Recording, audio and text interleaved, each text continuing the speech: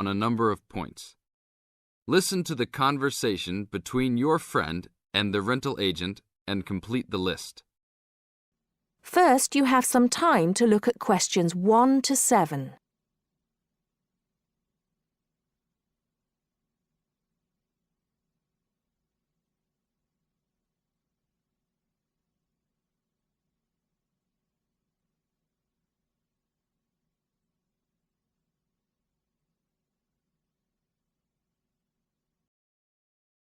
Listen carefully and answer questions 1 to 6. Hi, we've been looking over your listing of apartments for rent and we have a few questions about a couple of the apartments. Can you help us? Sure. Yep, this is our most recent listing. What would you like to know? Well, we were first wondering about the house on 3rd Street. We can see that it is furnished and rents for $135 a week, but can you tell us how many bedrooms it has? Let's see. In addition to the den, it has 3 bedrooms. What about the one on Route 9N? It looks like it's big with a library and a deck, but it doesn't say how much it costs or anything else about it. Oh yes, Mrs. Gaylor's apartment. That one is actually only a 10-month rental and it is going for $156 per week. It's quite a nice place. She only rents for 10 months each year because of horse racing season. Then her relatives all come to stay, so tenants have to move out. It's a little bit inconvenient, but past tenants have really enjoyed their stay there. Oh, well, we need it for a full year. I guess that one is out. How about the rental on Browen Drive? How many rooms does that one have? As it says on the list, it has 2 bedrooms and a private kitchen and bath. But it's actually a very small place. That's why it's a bit cheaper. Oh. Well then, what about the one that has 3 large rooms? Who is renting that property? That one is a good deal. Mr. John Smith is renting it. But he's quite eccentric and he has a strict rule about no pets. How about cats? Nope, absolutely no pets.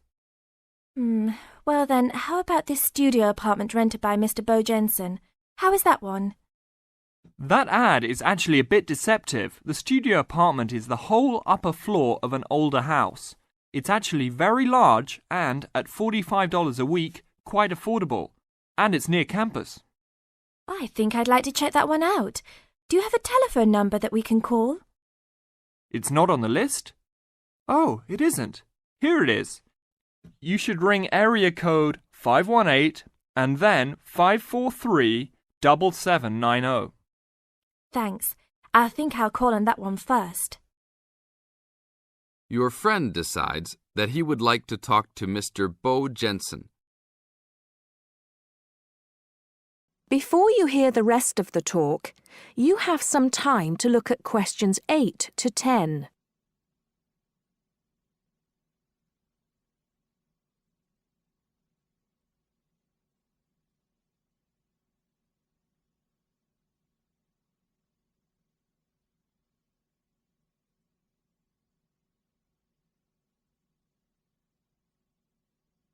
Now listen and answer questions 8 to 10.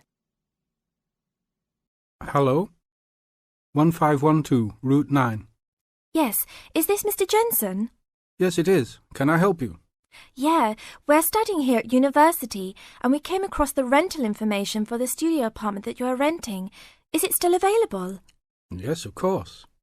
I actually just placed the ad and you're the first person to call. Is there anything you'd like to know about it? Yes, actually there is. As students, we are on the internet a lot, and we heard that some homes in the area have high-speed connections. What type of connection do you have there now? Oh, that's an interesting first question. But I guess I have heard that too. But we just have a phone line here. Nothing fancy. I think you can have a cable line installed, but it's just a phone line for now. Okay, well maybe we can do that. What type of heating does the apartment have? Now there's a more traditional question. We have oil heat here. It's an older house. That tends to be a little more expensive during the winter, right? Yeah, but there's nothing to do about it. It would cost too much for me to put in a gas heater. What else would you like to know about the apartment? Well, we heard it was quite big. Is it furnished? Actually, yes. I should have put that in the ad. It has an old couch and a couple chairs, a dining table, refrigerator, stove, and even a dishwasher. Does it have any beds? Yep, it has 2. That sounds great. When is the apartment available? You can have it tomorrow night if you want. I just have to clean up a couple things before you get here. Do you want to come over and see it first? No, it sounds fine to us. I actually know the street too, so I know the area. We'll take it. That is the end of part 1. You now have half a minute to check your answers.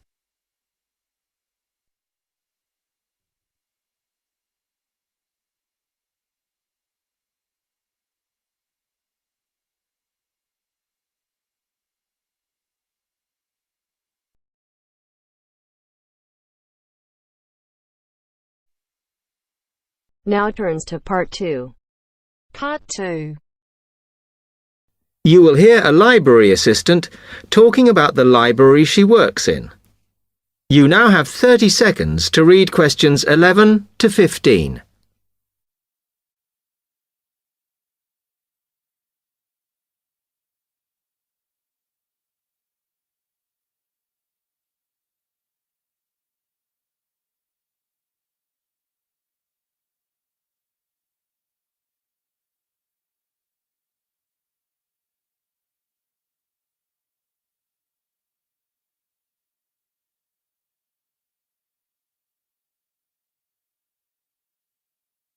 Hi, can I help you? Yes. I wanted to join the library. Okay. First of all, let me show you round the library and explain a few things for you. Okay, now we're here at the main entrance. You can see the reception, which is where you bring back and take out books. And also, we can order books and answer your questions there.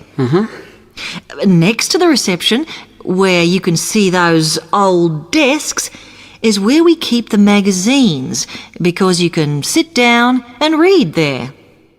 They're divided into sections for sciences, geography, arts, etc. Then, at the back of the library, you can see the section for old books.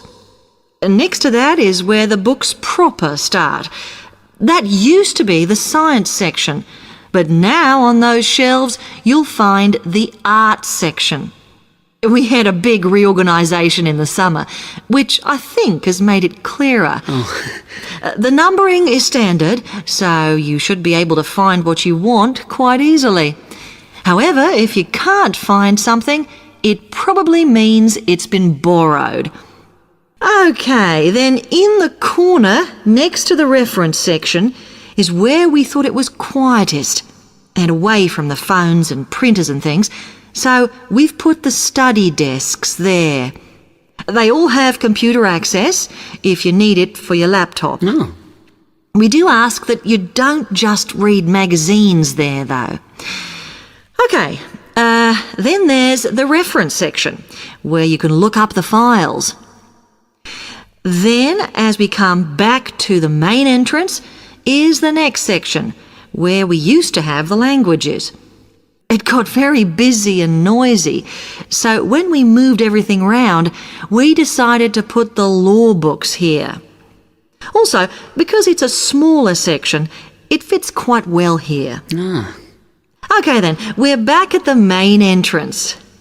Over there, by reception, there's a door that goes to the extension, and we have further sections, such as languages and study desks through there, so you could have a look round when we've finished. Then, just between reception and the door here, is where we decided to put the computers, but the computer magazines are in the magazine section, as we found too many went missing here. Okay, is that everything? You now have 30 seconds to read questions 16 to 20.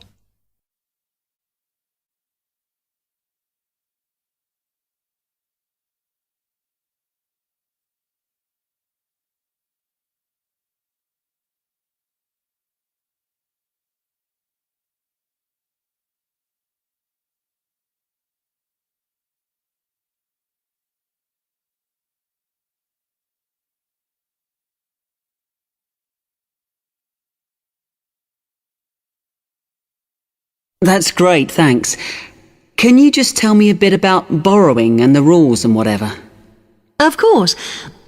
Over the last 2 months, we've been introducing a new system for this, and you can now take books out for 6 weeks.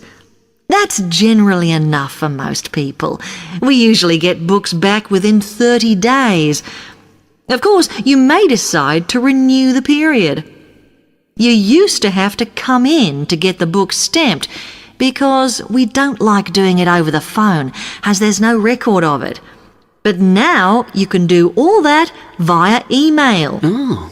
If you do forget to renew, then we do make a charge, I'm afraid. That helps our costs, of course, but we do insist on it. The good news is that there is only one charge. I know some libraries charge £1 for 1 week and then it goes up with each week it's late. We ask for £1.50 as we think that's high enough to stop people being overdue. The other thing you may want to know is what you do about books that are not on the shelves. We do have a system for reserving them. All you have to do is fill in a yellow form behind those blue ones on the desk and give it to someone at reception. We'll let you know when it comes in. Also, sometimes you will need a journal article that we don't have but can get from other libraries. So we offer an ordering service if you need it. Now, if you'd like to fill in this form here.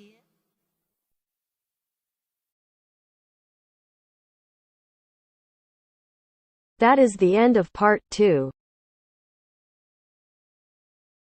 You now have half a minute to check your answers.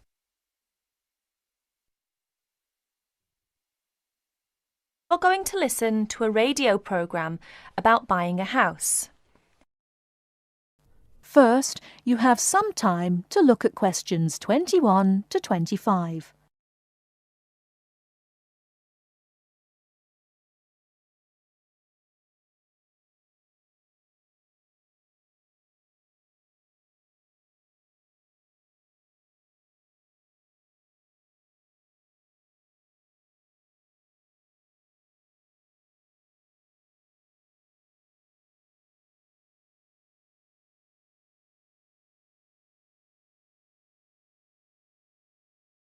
Now, listen carefully and answer questions 21 to 25.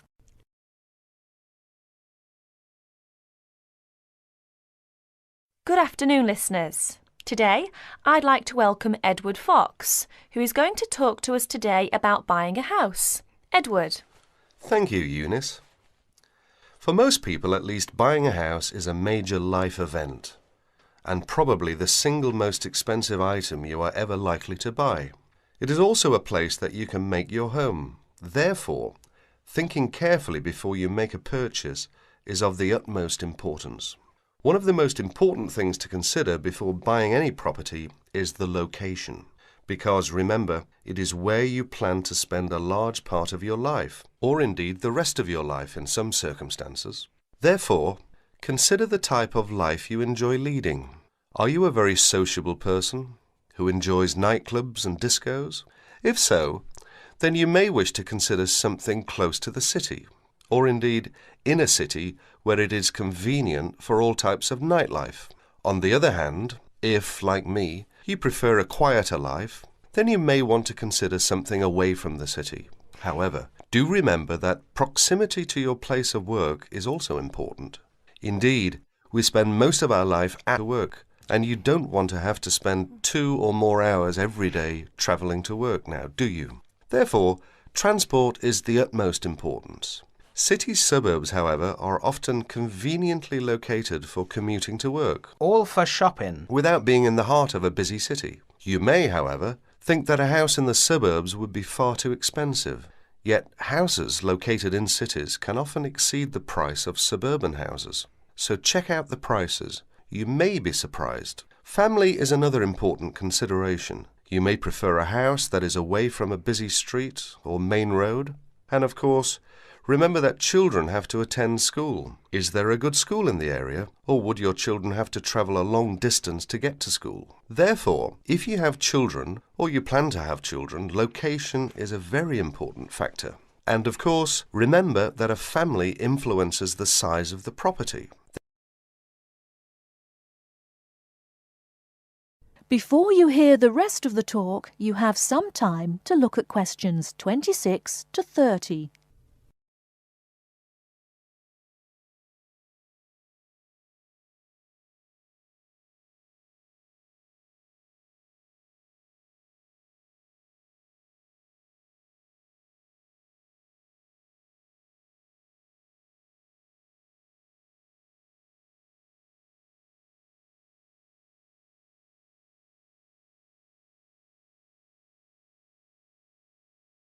Now listen and answer questions 26 to 30. And of course, remember that a family influences the size of the property. There are, of course, various types of houses. There are detached houses which stand alone and are not joined by to another building. Then there are semi-detached houses, which, incidentally, are the most common, and for good reason. Because they are less expensive than detached houses, this is because they are, in fact, two houses joined together, and therefore take up less space. And finally, there are townhouses, which are many houses joined together to form a long row. But don't think that townhouses are less expensive than semi-detached houses. They rarely are. This is because they are usually built in cities where the prices of property is very expensive indeed. The age of property is another consideration. If you're considering buying an old house, beware. You may be faced with expensive repairs and renovation bills. So have the house thoroughly checked by a professional surveyor before you decide to buy. But then again, there are things you can look for yourself. Things such as the condition of the woodwork, especially doors and windows that can be expensive to replace. More importantly, make sure all the fixtures and fittings, things such as cupboards, sinks, taps, bathtubs, are all in good working order, because replacing kitchens and bathrooms can be a very costly business. And don't forget the garden. If the property has one, if you enjoy gardening, then fine. But if you don't enjoy gardening, then you may prefer a small garden as opposed to a big one. But even if you do enjoy gardening, it is important to remember that gardens take up a lot of your time. So keeping a garden in good order may be very difficult if you work long hours. One final thing is the general feel of the place. Does it have a good atmosphere? And most importantly of all, would you feel comfortable living there? Thank you, Edward. But I'm afraid that's all we have time for today. But I'll be back next Wednesday when my guest speaker will be talking about buying a computer. So until then, bye for now.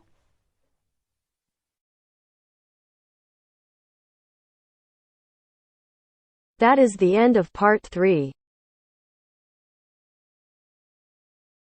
You now have half a minute to check your answers.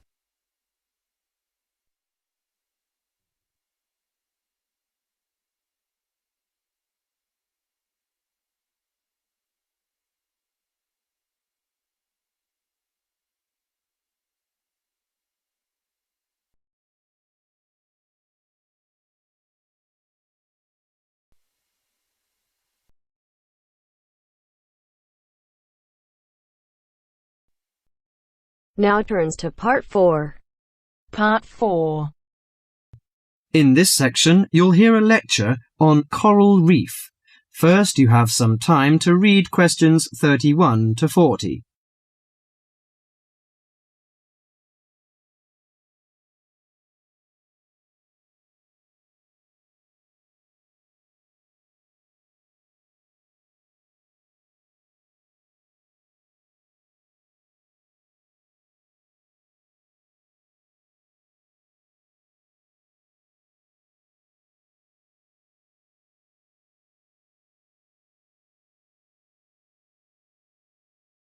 Now listen carefully to the lecture and answer questions 31 to 40.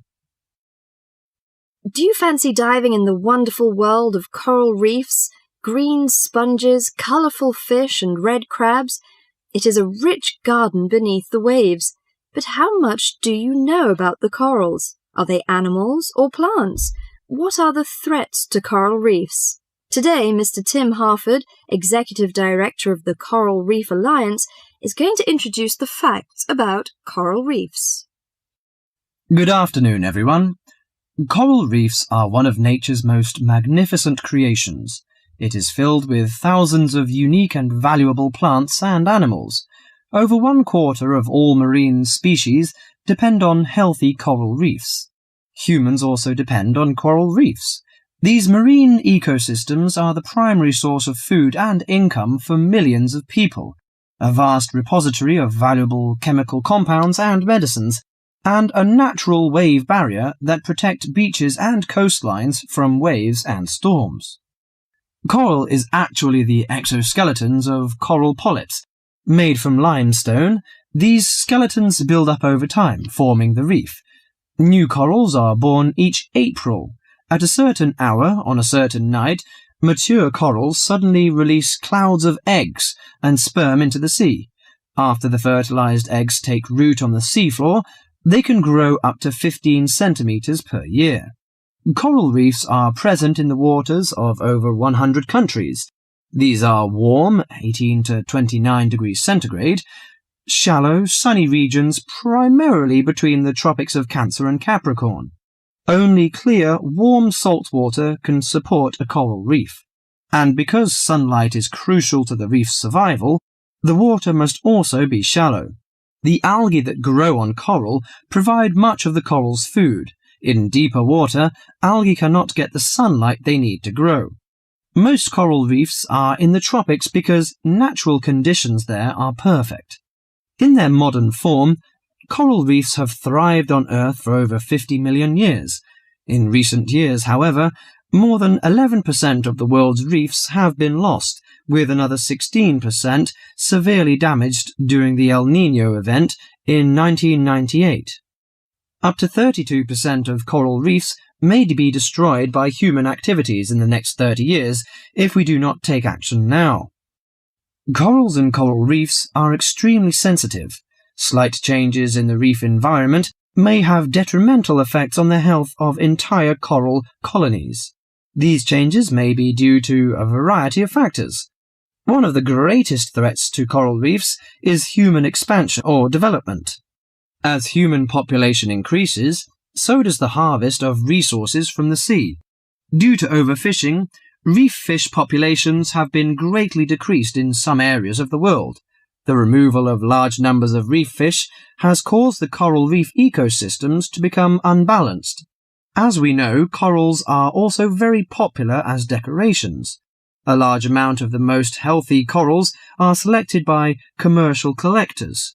They sell the corals to souvenir shops, where a large number of tourists wait to purchase them as decorations or souvenirs. Coral reefs also receive much damage from both commercial and private vessels. The leakage of fuels into the water and the occurrence of spills by large tankers are extremely damaging to local corals. Although much of the coral reef's degradation is directly blamed on human impact, there are several natural disturbances which cause significant damage to coral reefs. The most recognized of these events are hurricanes or typhoons, which bring powerful waves to the tropics. These storm waves cause large corals to break apart and scatter fragments about the reefs. Home to a diverse community of creatures, coral reefs are underwater treasure chests of color and activity. Predators and prey swim and crawl among the coral in nature's never-ending dance of life and death. This lively, fascinating world beneath the waves is just waiting to be explored. That is the end of part 4. You now have half a minute to check your